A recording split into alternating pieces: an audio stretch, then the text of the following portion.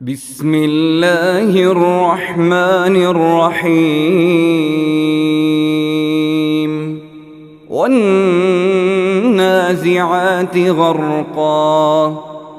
والناشطات نشطا والسابحات سبحا فالسابقات سبقا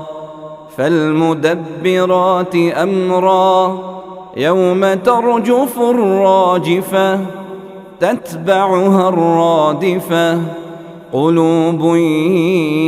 يومئذ واجفة أبصارها خاشعة يقولون أئنا لمردودون في الحافرة أئذا كنا عظاما نخرة قالوا تلك إذا كرة خاسرة فإنما هي زجرة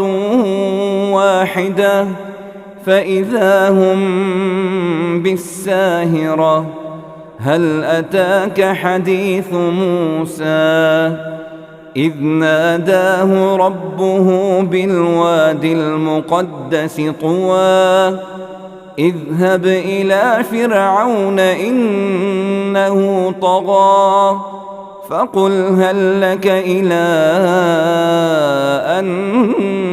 تزكى وأهديك إلى ربك فتخشى فأراه الآية الكبرى فكذب وعصى ثم أدبر يسعى فحشر فنادى فقال أنا ربكم الأعلى فأخذه الله نكال الآخرة والأولى إن في ذلك لعبرة لمن يخشى أأنتم أشد خلقا أم السماء بناها رفع سمكها فسواها وأغطش ليلها وأخرج ضحاها والأرض بعد ذلك دحاها أخرج منها ماءها ومرعاها والجبال أرساها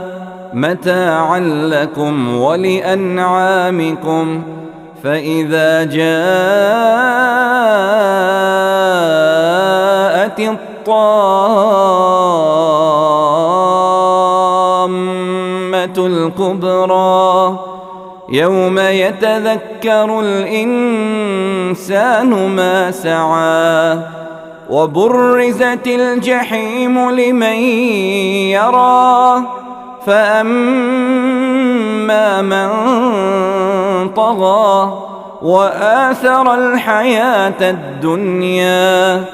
فإن الجحيم هي المأوى